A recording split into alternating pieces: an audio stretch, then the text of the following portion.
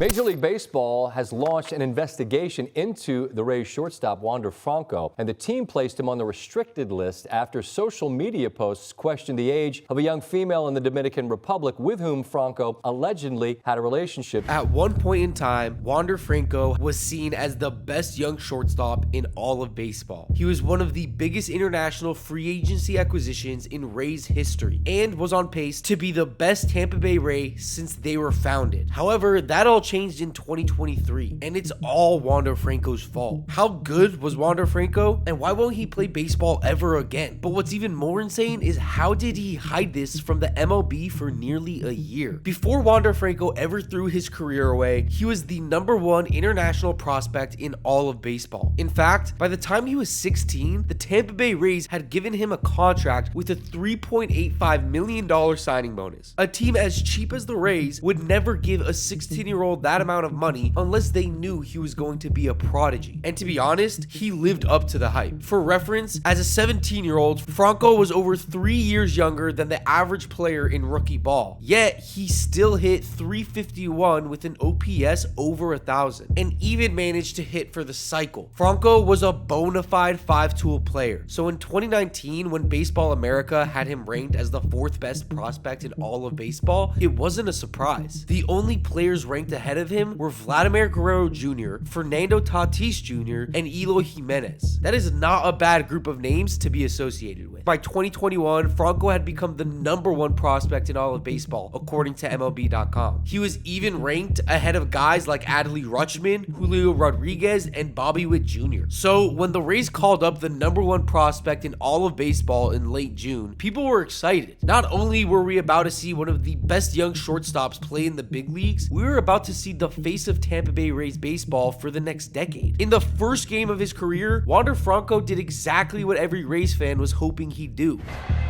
And he swings, hits it high and deep and gone! Home run! Franco's first in the big leagues will tie this game. After this game, Franco did start off a little slow, but he finished off the season well, hitting .323 with an OPS of .889 in the final 2 months of the season. He ended up finishing 3rd in AL Rookie of the Year voting and probably would have won it had Randy Arozarena not hit 55 extra base hits in his rookie season. 2022 wasn't as spectacular for Franco, as although he was making history for the Rays, he ultimately missed 79 games this season, mainly due to a broken hand he suffered in July. But in 2023, things were about to change, just not in the way Franco would have wanted. You see, according to ESPN, Wander Franco went back to the Dominican Republic during the winter. There, he would meet a 14-year-old girl on the internet, and from that point, they met up multiple times and had a relationship spanning 4 months. At one point, he even texted the girl, "If my team realizes this, it could cause problems for me. It is a rule for all teams that we cannot talk to minors, and yet I took the risk and I loved it." At this point, Wander Franco wasn't just a predator. He was also being blackmailed by the girl's mother. That's right, the mom was blackmailing Wander Franco for money in order to keep this situation quiet. She knew that a few years prior, Franco had just signed the biggest contract in Tampa Bay Rays history, an 11-year, $182 million deal that would have set Wander Franco on the path to becoming the best Ray in franchise history. Instead, he chose to throw it away because he was a terrible person. Not only that, but the victim's mother was literally selling her out. This is one of the worst situations a victim could ever be in, and the face of Tampa Bay baseball caused it, but somehow nobody found out for nearly 1 year. The start of the 2023 season wasn't typical for Wander Franco. Instead of starting off slow, he was on fire. For the first 37 games of the season, Franco was hitting .318 with an OPS of .928 and hit 21 extra base hits. He was finally breaking out into the franchise shortstop the Rays had envisioned he'd become 5 years ago. By mid-July, Franco had made the first All-Star team of his career and was on pace to become the best shortstop in the American League. If he had a strong few final months, he would win a Gold Glove and a Silver Slugger. Franco was on top of the world, but that's when things were finally starting to unravel. His scheme to hide his crimes and moral atrocities were about to be revealed. On July 4th, Wander Franco played in his first All-Star game. 6 days later, on July 10th, a formal investigation investigation was launched in the Dominican Republic, investigating Franco for crimes that could send him to prison for 20 years. 1 month later, in the penultimate game of his career, while rumors of him being a terrible, heinous human being were being leaked on the internet, Franco did this. And a long one, high and deep to right.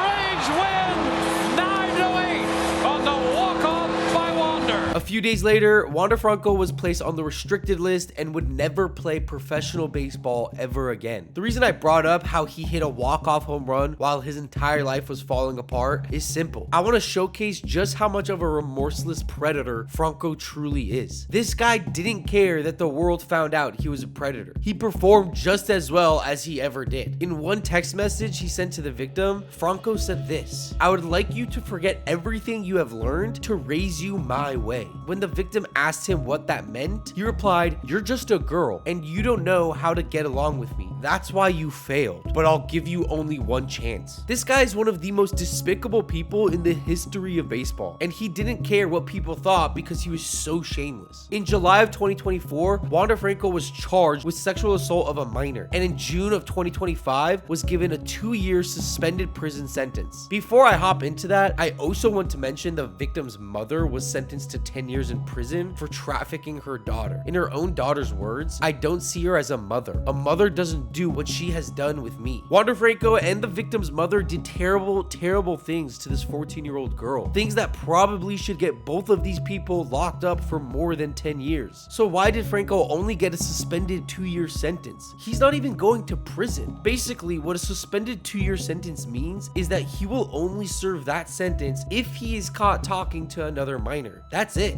The only possible reason I could imagine for why Wander Franco isn't in prison for 20 or more years is because the Dominican Republic still views him favorably since he's a star athlete. The mom got 10 years in prison, which in my opinion probably should be more. So why did Wander basically get off on probation? It doesn't really make any sense. I also do think it's worth mentioning that during the time Franco was on trial, he also picked up an illegal possession of a firearm charge after he was found in possession of a weapon that wasn't registered under his name. So now that we finally know what Franco's punishment is, what does his future hold? I know the MLB has a bad reputation for employing terrible people, and rightfully so, but I don't think any of the 30 MLB teams will even think about signing Wander Franco. Franco could have been sentenced to 60 years in prison or let off with no punishment. None of that information matters. No team is touching him with a 10-foot pole. However, I do think this story is interesting at minimum. Before I say what I say, let me make it clear. You should not have any empathy for Wander Franco. He had the chance of a lifetime to be the face of the city of Tampa Bay, and he threw it all away because he was a terrible person. The only empathy you should have in this situation is for the victim. The people in her life who were supposed to protect her tormented her and used her for money. They allowed a predator like Wander Franco to abuse her for financial motives. It's that simple. Now that that's clear, I also want to mention that Wander Franco was on pace to be a potential Hall of Famer. In his final season, he had 5.5 B-WAR in just 112 games. In 2023, Franco was 97th percentile in outs above average, 93rd percentile in strikeout percentage, 96th percentile in whiff percentage, and his expected batting average was also 97th percentile. He was undeniably one of the best shortstops in MLB and was well on his way to carving out a long big league career. Despite this, I don't feel bad for him whatsoever, and neither should you. He's a bad person, plain and simple. Another thing that usually doesn't get talked about enough is that in this situation is how it affected the Tampa Bay Rays. You have to remember something very important. Wander Franco was the highest paid player in Tampa Bay Rays history, and to this day still is. He was the largest financial commitment the Sternberg ownership group ever made. If a cheap owner doesn't like investing in their team, then the one investment they do make turns out to be one of the worst people in sports history. I wouldn't be too shocked if that owner decided to never invest in the team again. I'm not saying that Wander Franco caused the Rays to underspend on their roster in 2024 and 2025, but I wouldn't be shocked if the situation situation was at least a partial motivator for Stu Sternberg to recently enter discussions about selling the team. That, and of course their current situation with canceling plans on a new stadium and rebuilding Tropicana Field. Hopefully Sternberg can sell that team soon, and with new ownership, the Rays can bring in players to erase Wander Franco's name from the history books. Hopefully a sub $200 million contract won't be the largest contract in their franchise's history. I mean, seriously, it feels like the Dodgers hand out like 2 $100 million deals every offseason. But if you want a whole deep dive into the potential sale of the Tampa Bay Rays, we also have a video on that as well. But for now, let me know what you guys think. Why didn't Wander Franco get a longer sentence? How good could he have been if he wasn't a terrible person? How long do you think it takes for the Tampa Bay Rays to get a player as good, if not better than Franco, to build their franchise around? That's all for today. If you appreciated the video, please leave a like and subscribe, and I'll see you on the next one.